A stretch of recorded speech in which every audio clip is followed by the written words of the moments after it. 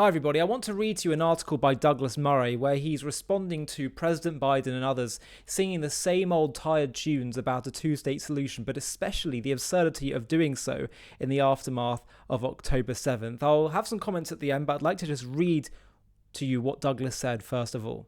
This is what he says. It's amazing how long bad ideas take to die. That's certainly the case with one of the least successful ideas in the world. The idea of the two-state solution in the Middle East. How do we know it is unsuccessful? Because it has been tried for decades and never works. Generations of American presidents have wasted energy on the idea, all based on a falsehood, which is the idea that a two-state solution would unlock the problems of the Middle East. In this song, sung by Republicans and Democrats alike, if the Palestinian people had another state, then all the other problems of the Middle East would be solved. The economy of Yemen would suddenly boom. The Ayatollahs in Iran would suddenly grant equal rights to women. There'd be gay pride in Saudi Arabia. It is a fairy tale, of course. None of the rest of the Arab world gives a damn about the Palestinians. Most actively hate them, seeing them as bringing terror wherever they go, as the Palestinians did when they went to Jordan, Egypt, Tunisia and Lebanon, to name just a few. Besides which, the Palestinians doggedly refused a state every time they were offered one. They refused in 1948 and every other time right up to 2000. Then in 2005, the Israelis effectively gifted the Palestinians a state in Gaza when the Israeli government forced every Jew out of the area and handed the strip over to the Palestinians.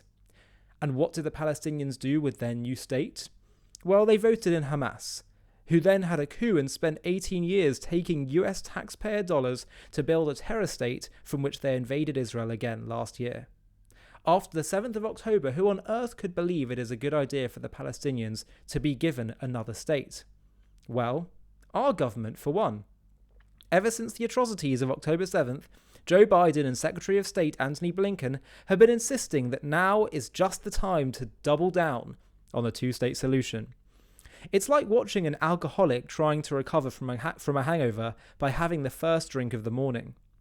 Within a month of the October attacks, President Biden published a piece in the Washington Post in which he said, "As we strive for peace, Gaza and the West Bank should be reunited under a single governance structure, ultimately under a revitalized Palestinian Authority as we all work toward a two-state solution." But why? Why, after Palestinians had carried out the most brutal day of terror since the creation of the State of Israel, should they be rewarded with a state? And why should it be governed by the Palestinian Authority? The PA is about as likely to be revitalized as is President Biden. It is a totally corrupt entity which siphons off international funds to impoverish the Palestinian people and make the leadership rich. It is led by the 88-year-old Mahmoud Abbas, whose 4-year term in office started in 2005. Eagle-eyed readers will notice that this means Abbas is currently approaching the 20th anniversary of his 4-year term.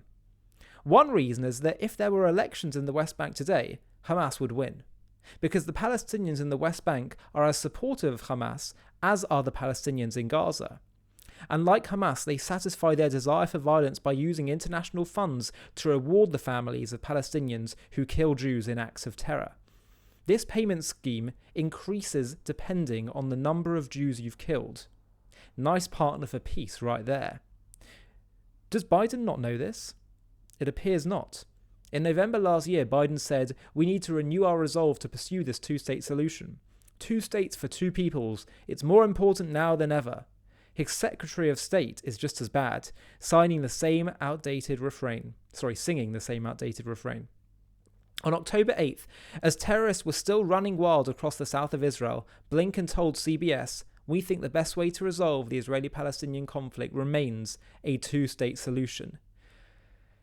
A month later, he could be found claiming the two-state solution was the only way to end a cycle of violence. By the time he was in Davos in January, Blinken was telling the New York Times that creating a Palestinian state would solve all the problems of the region, including, bizarrely, regional instability caused by Iran. By the end of January, Blinken was reported to have ordered the State Department to review options for American recognition of a Palestinian state. In recent weeks, Blinken has been sending out his British counterpart, Lord Cameron, to bang on about the creation of a Palestinian state. He was doing it in Washington, and Cameron is clearly acting as Blinken's warm-up act. Blinken recently boasted that he was in Ramallah with Mahmoud Abbas to reiterate American support for reforming the PA and establishing an independent Palestinian state. But such a policy is an embarrassment. As Israeli politicians of left, right and centre have told me in recent months, even if you believe that the Palestinians should be given another state, now is not the time to discuss it. To push for a two-state solution now is to say to the Palestinians, you carried out a horrific terror attack on October 7th, and as a reward you'll be given another state. I wonder how many more terror attacks will come about by incentivizing terror in this way. But the other reason why it is so wicked is that since 2005 we know what a Palestinian state in the West Bank would look like. It would not just be one more failed Arab state. It would be another Palestinian terror state, one which had views over the entirety of Israel and where the rockets could this time easily hit Tel Aviv, Haifa and Ben Gurion Airport. So long as the Palestinians celebrate terror, encourage terror and pay for terror, they should not have another state. Two states, it's not a solution, it's part of the problem. That's the end of the article. And indeed, what Douglas is saying is just so obvious. We interviewed a few years ago on JTV Robert Oman, who's a Nobel Prize winning economist, an Israeli, and he was actually one of the leading thinkers or founders of game theory. And he said you don't even need game theory to predict what happened in Gaza after their disengagement in 2005. He said Israel was sending a very clear message. If you push us hard enough, we'll just fall over. We'll give you what you want. We'll give in to your demands.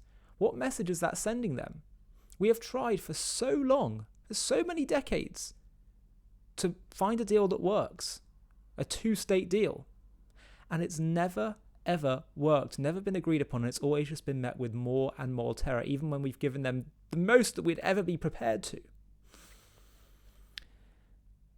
I don't know who it was that said the definition of insanity is trying the same thing over and over again and expecting a different outcome. But that's exactly what Blinken and Biden and Cameron and others are suggesting. It's crazy to me, and what's crazier to me is that people who say we need a different approach, the Douglases of this world, the people who talk about actually one side is going to have to win and the other side is going to have to surrender, especially when the side, actually the whole Palestinian cause, is just the nation state idea. The leaders themselves who created it tell us it's just a lie in order to get rid of Israel. Thinking that singing the same old tune is going to work, it is a definition of madness. And my own view is that I don't believe I can sit quietly anymore on this issue, because singing the same old tune, which to me is a definition of madness, but worse than that, it's going to start costing lives. And I say start, of course it's cost many lives to date, but I can't just sit by and see this insanity continue to go on when it has become so clear that the old paradigm that we've been trying to work for so long simply won't work. So I won't be silent. We're grateful for people like Douglas. And frankly, what we're saying is just basic common sense. The reason why it's never worked trying to do two states is because the whole Palestinian cause is not about nationalism, it's not about freedom, it's about getting rid of a Jewish state. That's what it is. So we need to start working under new paradigms, and we need to start learning the lessons, because my great fear is that, look, we disengaged from Gaza and we got October 7th. My fear is that if we don't learn the lessons, we're going to have more blood spilled. And I feel morally that I cannot sit by and walk by on the other side. We have to do something different this time. I'm Ollie Annisfeld and you're watching JTV.